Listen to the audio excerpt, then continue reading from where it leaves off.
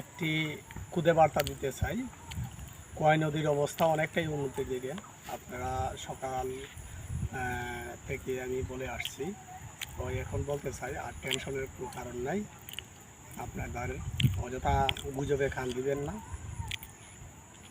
অনেকেই বিভিন্নভাবে গুজব ছড়ায়। আমি চৌধুরী বাজার থেকে মাছুল্লা বীজ পর্যন্ত হেঁটে গিয়েছি, সব জায়গায় দেখেছি এবং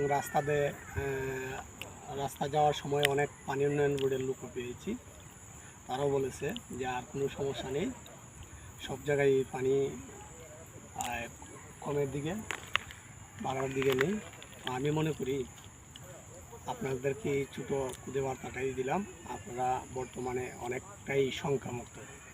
সকলে ভালো থাকুন এবং আমাদের জন্য আশীর্বাদ করবেন যেন ভালো থাকি। সবার জন্য দোয়া ভালোবাসা রইল। ধন্যবাদ।